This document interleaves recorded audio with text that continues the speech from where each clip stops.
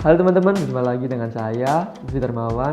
Nah, di kesempatan kali ini saya akan menjelaskan tentang apakah kita membutuhkan hukum internet yang lebih baik dan lebih ketat atau pemahaman tentang etiket cyber yang lebih tinggi.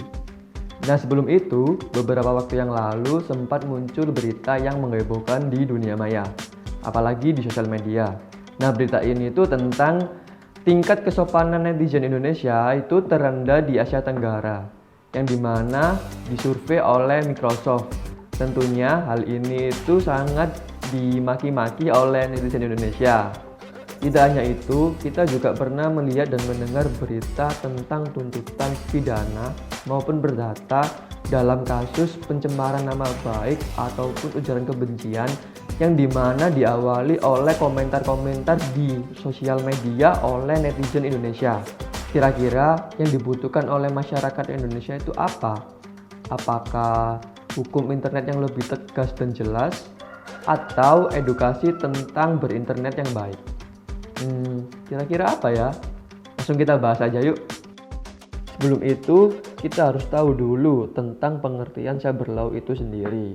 Cyber law adalah aspek hukum yang istilahnya berasal dari kata cyberspace law, yang ruang lingkupnya meliputi setiap aspek yang berhubungan dengan subjek hukum di dunia maya.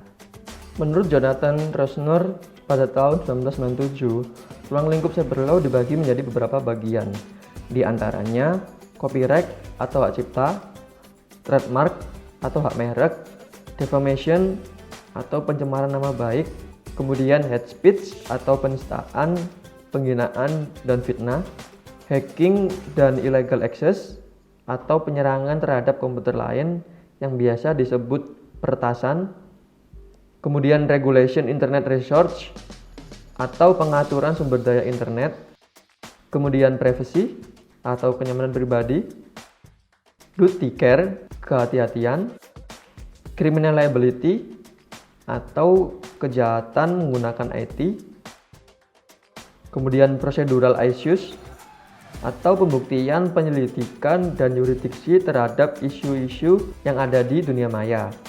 Kemudian ada electronic contract atau transaksi elektronik. Kemudian ada pornografi dan robbery, kemudian consumer protection atau perlindungan konsumen, dan yang terakhir e-commerce dan e-government atau pemanfaatan internet dalam keseharian. Nah, tujuan cyber law sendiri ini adalah cyber law sangat dibutuhkan kaitannya dengan upaya pencegahan tindak pidana maupun penanganan untuk pidana. Cyber law akan menjadi dasar hukum dalam proses penegakan hukum terhadap kejahatan-kejahatan dengan sarana elektronik dan komputer. Seperti di Indonesia, terdapat Undang-Undang ITE yang mengatur hukum di dunia maya. Dengan kata lain, cyber law diperlukan untuk menanggulangi kejahatan cyber itu sendiri. Selanjutnya, ada cyber etiquette. Cyber etiquette sendiri itu berarti etiket di ranah cyber. Terdapat 10 etika dalam dunia cyber. Yang pertama, jaga kehormatan diri. Nah, di sini berarti kita menjaga kehormatan diri dan perilaku kita dengan hal-hal yang baik ataupun sopan santun. Kemudian yang kedua, human interest atau hubungan antar manusia. Nah, di human interest sendiri itu dalam kasusnya kita seperti berada di dunia asli. Karena kita berhubungan langsung dengan manusia hanya saja melewati media internet ini. Yang tentunya bila kita melakukan hal-hal yang baik terhadap orang lain, maka orang lain juga akan melakukan hal-hal yang baik terhadap kita. Yang ketiga, hemat bandwidth dan waktu akses. Nah, di sini itu kita juga harus menghemat bandwidth ataupun kuota internet dalam melakukan aktivitas di dunia maya. Kita juga tidak mau kita melampaui kuota-kuota yang tersedia, karena bila itu terjadi kita juga akan pusing membayar tagihan-tagihan kuota tersebut. Yang keempat, jangan membuat hal yang kontroversial. Kontroversial di sini itu berarti kita harus melakukan hal-hal yang baik juga, tanpa membuat konten-konten yang malah merugikan orang lain. seperti contoh melakukan prank-prank yang tidak perlu dilakukan ataupun membuat onar di media sosial. Yang kelima, share pengetahuan yang berharga. Nah, di media sosial sendiri itu sebagai media kita bertukar informasi terhadap orang lain.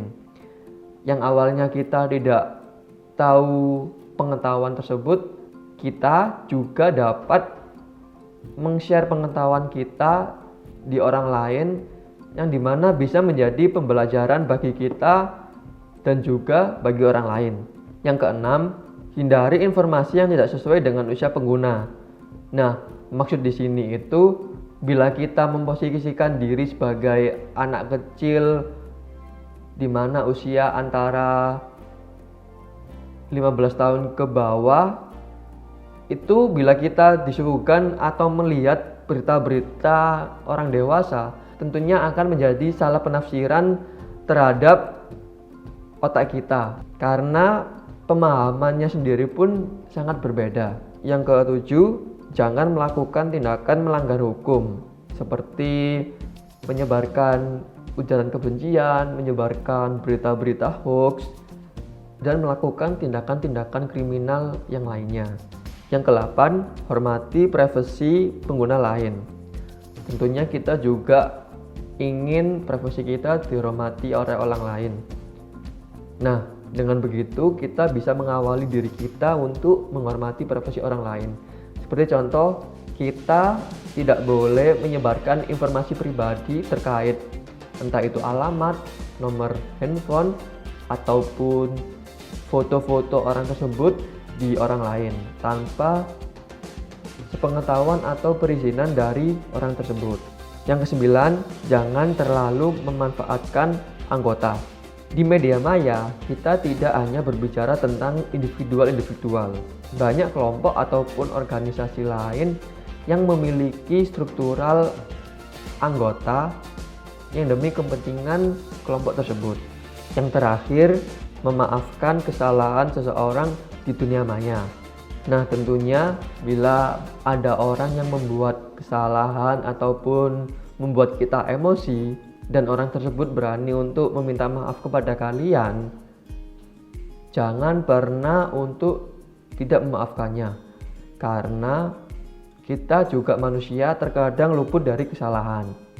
Kemudian aku juga akan menjelaskan tentang kasus netizen. Nah, bulan lalu sempat trending dengan hashtag ghosting di media sosial. Ini diawali berita kandasnya hubungan putra Presiden Jokowi yakni Kaisang Pangarep dengan Felicia Tisu. Banyak netizen yang pro kontra terhadap berita tersebut. Tak lama kemudian, mantan kekasih Kaisang Pangarep, Felicia Tisu, marah atas kelakuan seseorang netizen Indonesia yang menghina dirinya dan keluarganya. Dia pun melaporkan kasus ini ke pihak kepolisian. Kemudian kasus ini diunggah oleh Felicia Tisu lewat akun Instagramnya. Felicia mengunggah tangkapan layar pemilik akun Cute Magic Man 007 yang menghina dia dan keluarganya. Pemilik akun tersebut tampak mengolok-ngolok Felicia dan keluarganya. Dia mengungkit kandasnya hubungan cinta Felicia dan Kaisang. Tampak pula pemilik akun tersebut menggunakan isu rasial untuk menyerang Felicia. Merasa tak terima, Felicia pun menindaklanjuti dengan melaporkan pemilik akun tersebut ke pihak kepolisian. Nah, laporan ini dibuat pada 24 Mei 2021 pukul 20.32 waktu setempat, sambil menyertakan foto dan bukti-bukti pelaporannya ke pihak kepolisian. Jika ditanya lebih penting mana antara hukum internet yang lebih jelas dan tegas dengan pendidikan etiket berinternet, menurutku kedua-duanya sangat penting. Karena bila kita hanya menitik beratkan terhadap hukum internet yang lebih jelas dan tegas tanpa didampingi edukasi pendidikan masyarakat terkait cyber law ini, itu sangat tidak relevan. Maka dari itu, bisa ditarik kesimpulan bahwa cyber law ini itu sangat penting terhadap hukum dan aturan-aturan yang berlaku di dunia maya, yang bertujuan untuk menciptakan keamanan dan kenyamanan di dunia maya. Diharapkan pula untuk masyarakat dan pengguna internet perlu memahami hal-hal tersebut agar tidak salah langkah yang justru mengakibatkan dirinya terkena Undang-Undang ITE ataupun pasal-pasal dan undang-undang yang berlaku di dunia maya. Akhir kata, saya Lutfi Darmawan pamit undur diri dan sampai jumpa.